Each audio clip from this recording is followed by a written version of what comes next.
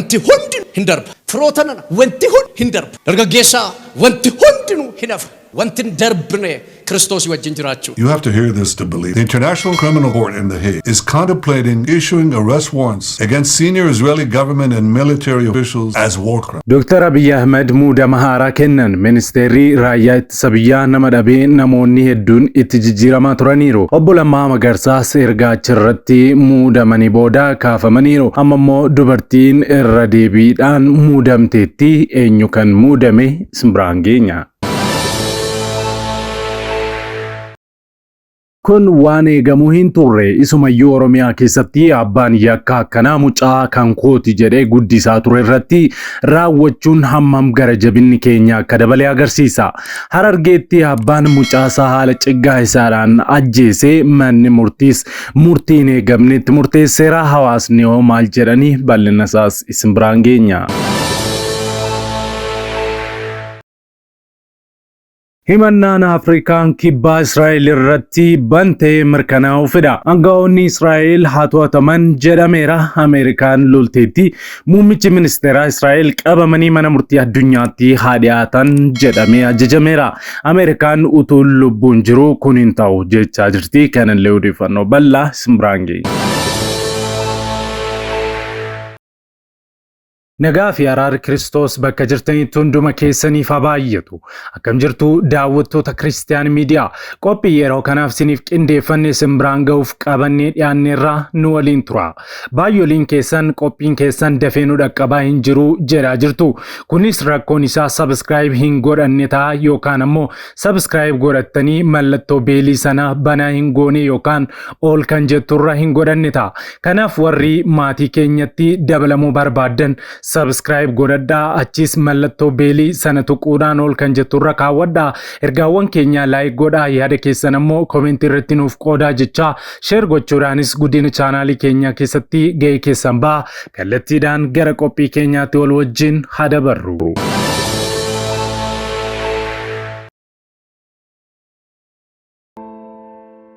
Video kana like gochuudhaan jalqabaa. Dr. Abiy Ahmed ministeerri muummee Itoophiyaa muudama haaraa kennan.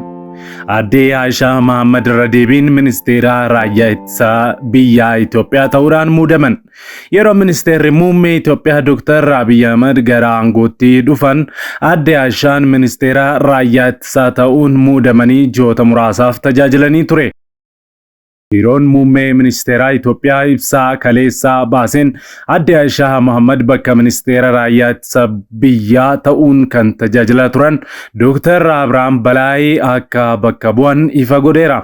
Dr. Abrahaam Balaay bakka Aadde Aishaan hojjetaa turan ministeera jallisii naannoo gammoojjii deemuun isaanis ibsameera.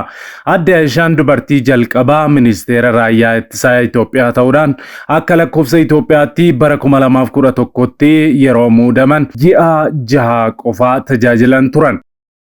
Yeroo jalqabaaf ministeerri raayyaa ittisa biyyaa ta'anii muudamanittis turtii BBC wajjin taasisaniin muudama isaanitti baay'ee gammadoo ta'uu ibsanii turan. Dubartoota Itoophiyaatiif ulfina, naannoon ani itti dhaladheefis ulfina, anaafis akkasuma dhaabbata guddaa fi seena qabeessaa birmadummaa Itoophiyaa kabachiisu gaggeessuu caalaa kabajni hin jiru jechuudhaan dubbatanii turan. Aadde Aishaan itti dabaluudhaan Aadde Aishaan raayyaa ittisa biyyaa ji'ootaaf erga gaggeessanii booda gara bakka duraan turan ministeera konistiraakshiniitti deebi'anii turan. Waggaa lamaan dura kaabineen haaraan gaafa hundaa'u Aadde Aishaa Mohaammed ministeera jallisii fi naannoo gammoojjii ta'uudhaan muudamaniiru. Yeroon isaan gara ministeera jallisii fi naannoo gammoojjiitti muudaman bakka isaan duraan turan ministeera misooma magaalaa fi konistiraakshini Aadde Caaltuu Saaniitu bakka bu'e. Aadde Aishaan osoo gara biiroo federaalaa hin dhufin dura biiroo ittisaa balaa naannoo Affaar geggeessaa turaniiru. Naannoo Affaaritti sadarkaa garaagaraarra hojjetaa kan turan yoo ta'u Aadde Aishaan akka lakkoofsa Itoophiyaatti bara 2008 ministeera aadaa fi turizimii ta'uudhaan muudamanii ture. Ministeerri muummee Itoophiyaa Dr. Abiy Ahmed erga gara aangootti dhufaniin booda ministeerri raayyaa ittisa biyyaa yeroo 6 muudamni taasifameera. Ministeerri muummee Dr. Abiy Ahmed akkuma aangootti dhufaniin wayita miseensota kaabinee isaanii ijaaranitti obbo mootummaa maqaasaa ministeera raayyaa ittisaa taasisuun muudanii ture. Obbo mootummaanis aangoo sanarra kan turan baatii 6 qofa ture. Ministeerri muummee Itoophiyaa Dr. Abiy Ahmed baatii 6 booda immoo Aishaa Mohammadiin ministeera raayyaa ittisaa gochuudhaan dubartii jalqabaa muuduu isaanii beekame. Akkuma obbo mootummaa adde Aishaanis aangoo kanarra kan turan baatii 6 qofa ture. Aishaa Mohammad aangoo isaanii nama qaama jijjiiramichaa turan obbo Lammaa Magarsaatiif kan dabarsan eebila akka lakkoofsa Itoophiyaa bara 2021tti ture. Obbo Dr. Lammaa Magarsaa immoo aangoo ministeera raayyaa ittisaa kanarraa gara waggaa fi baatii 4 erga turanii booda Dr. Qanaa Yaadataatiif dabarsan. Ammaan tanatti gorsaa nageenya biyyaalessa ministeera muummee kan ta'an Dr. Qanaanis ministeeruma raayyaa ittisaarraa waggaa tokkoof turan. Dr. Qanaan aangoo isaanii kan dabarsan Dr. Abrahaam Balaay kan har'a ministeera jallisii fi naannawa gammoojjiitti muudamanitti ture. Dr. Abrahaam Balaay akka lakkoofsa Itoophiyaatti fulbaana 2014 irraa eegaluun hanga kaleessa aangoo irraa kaafamaniitti ministeera raayyaa ittisa biyyaa ta'uudhaan tajaajilaniiru. Ministeerri muummee Itoophiyaa Dr. Abiy Ahmed muudamaa kaleessaa kennaniin Dr. Mohammad Idrisiin aangoo ittaanaa deetaa ministeeraatiin jiddugala ijaarsaa sirna dimookiraasiitti muudaniiru. Dr. Mohammad Idris akka lakkoofsa Itoophiyaatti hagayya 2014 irraa kaasee daayireektara olaanaa tajaajila diyaaspooraa ta'uudhaan tajaajilan. Dr. Mohammad paartii badhaadhinaa bakka bu'uudhaan miseensa mana maree bakka bu'oota uummataatis hirmaataniiru. Wanti hundinuu hin darba. Firootanana wanti hundinuu hin darba. Dargaggeessaa wanti hundinuu hin hafa. Wanti hin darbine Kiristoosii wajjin jiraachuudha. Gaafa Kiristoosii wajjin jiraattu waan hundumaa qabdaati. Waan hundumaa qabeessaati, qabeettiidhaati.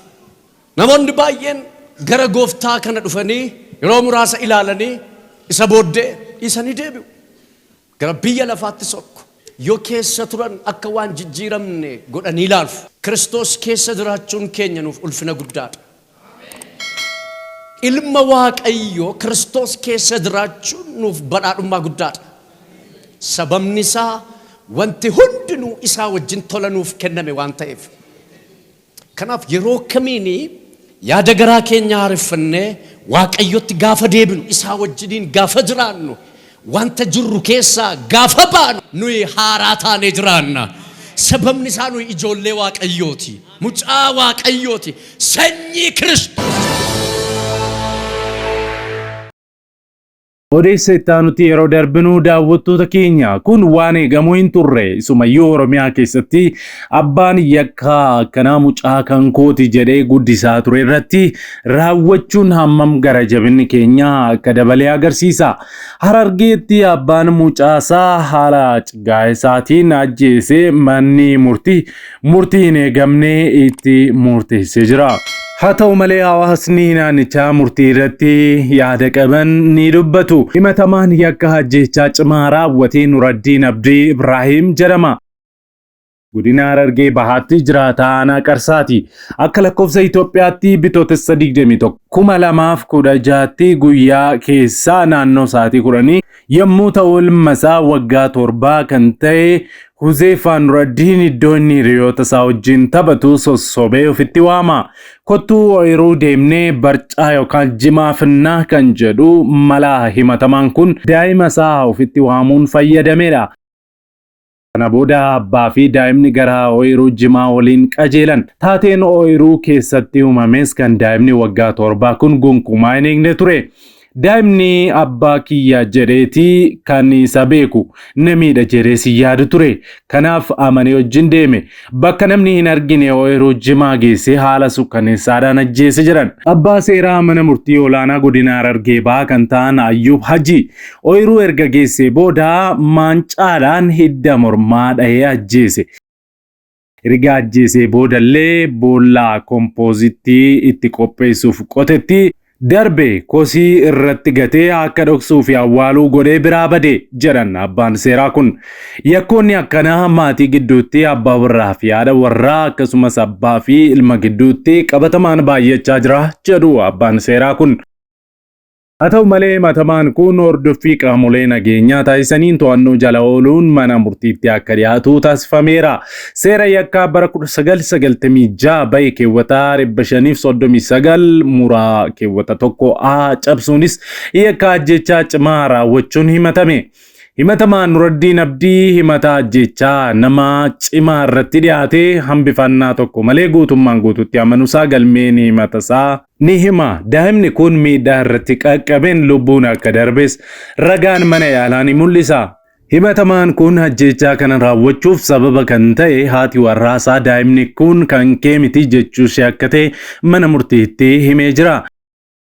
Daa'imni kan kee miti nama biroorraa dhalee jettee yeroo hedduu natti dubbachaa waan turteef aaree sababuma kanaan gadoo qabadheen daa'ima kana akkaataa jedhameen ajjeese jechuudhaan himuusaas Ayyuub himaniiru. Manni murtichaas jecha amantaa inni kenne kana dhugummaasaa waan nama shakkisiisu waan hin jirreef ragaa abbaa alangaa dhaga'uun osoo hin barbaachisin keewwatuma ittiin himatame jalatti balleessaa qaba jechuudhaan murtii balleessu kenne jiran. Murtii olaanaa godina Harargee Bahaa dhimmicha qorachaa erga tureen booda dhaddachaa akka lakkoofsa Itoophiyaatti caamsaa 2016 ooleen himatamaan Nuraddiin Abdii Ibrahim nama dhalasaa ajjeese irratti cimaa waggaa 17 murteessee jira. Keewwanni himatamaan kun jalatti himatame hidhaa umurii guutuu yookiin adabbii du'aa akka adabsiisu kan himan abbaan seeraa Ayyuub sababa yaadonni adabbii salphisan jiraniif adabbichi gara hidhaa cimaa waggaa 17tti gadi akka bu'e himaniiru. Fakkeenyaaf kanaan dura himatamaan kun yakka raawwatee hin qabu maqaa isaa irratti kan galmaa'e hin jiru waan ta'eef osoo yakka kana hin raawwatin dura amalli isaa gaariidha jedhamee tilmaamni fudhatamee jira jiran. Dabalataan himatamaan kun abbaa maatii ta'uunsaas akka yaada adabbii salphisuu kan biraatti akka fudhatamee himaniiru. Yakkoonni maatiitti dhiyoo irratti raawwataman baay'achaa jiraachuu abbaan seeraa Ayyuub himaniiru. Yakkoonni akkanaa maatii gidduutti abbaa warraa fi haadha warraa akkasumas abbaa fi ilma gidduutti ajjechaan qabatamaan baay'achaa jiras jiran.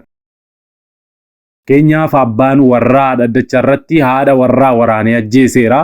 Abbaan warraa haati warraa isaa osoo isheen raftuu qottoon mormaa rukutee ajjeeseera jedhan.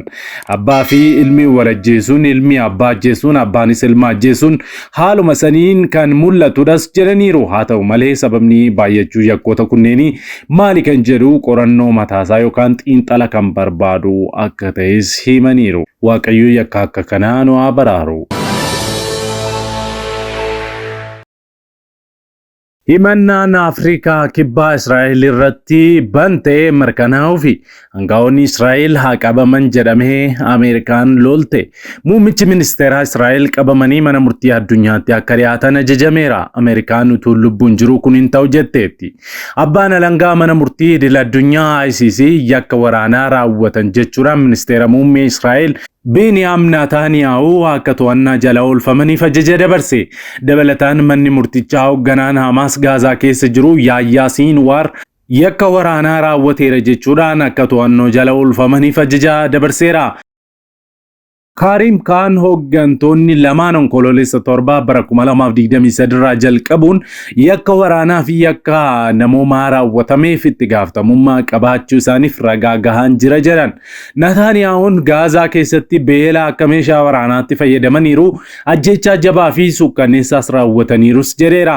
Manni murtii yakka idil addunyaa teessoon isaa Heeg ta'e waggoota 3 ta'aniif tarkaanfii Israa'el bakkeewwan Filisxeem keessatti qabattetti raawwataa turte qorachaa turuu beekseera. Dabalataan erga waraanni Gaazaa ammaa kun jalqabees waan ta'aa ture qorachaa turuu ifoomseera. Ministeerri ittisaa Israa'el Yo'av Gaalantii fi hoogganaan siyaasaa Hamaas Ismaa'eel Haniyyee hooggantoota waraanaa biroo akka Muhammad Deef waliin warra barbaadaman keessatti argamu. Naataaniyaahuun hooggantoota Israa'el warra ICC'n barbaadaman keessatti himatamuu ilaalchisee yaada kennaniin waan dabaa seenaa keessatti ta'ee hin beekne jechuudhaan ibsan. Morkataa Naataaniyaahuu kan ta'anii fi miseensota kaabinee waraanaa keessaa tokko kan ta'an Benny Gantz murtee abbaa alangaa ICC kana balaaleffataniiru. Hooggantoonni biyya dimokiraatawaa biyya isaanii hooggantoota dhaabbata shororkeessaa dhiiga dheebotanirraa ofitti isaan wajjin wal fakkeessuun haqa balleessuudha jechuudhaan X yookaan Tiwiiterii durii irratti barreessaniiru. Abbootiin seeraa ICC amma ragaan dhiyaatee hooggantoota kanneen to'annaa jala oolchisuuf gaamoo gaamiti kan jedhu kan ilaalan taas jedhameera. Yerootti abbootiin alangaa ajaja to'annoo jala oolchuu baasanii fi abbootiin seeraa ilaaluun raggaasisan torbaniin yookaan ji'aan adda ta'uu danda'a. Waraana Gaazaa keessaan yoo xinnaate namoonni nagaa 35,000 ol ta'an akka du'an ministeerri fayyaa Hamaas hoogganu ibseera. Haleellaa Hamaas onkoloolessa 7 bara 2023 Israa'el irratti raawwateen yoo xinnaate namoonni 1,200 ajjeefamuus ibsameera. Hamaas namoonni 252 ta'an ammoo ukkaamsee fudhachuunsaas ibsameera. Israa'el amma Raafaa keessatti opereeshinii waraanaa geggeessaa jirti. Dhiibbaan idil addunyaa Israa'el irratti jabaatus Naataaniyaa'uun hanga Hamaas mo'annutti duubatti hin deebinuus jedhaniiru. BBC Afaan Oromoo irraa odeeffanne.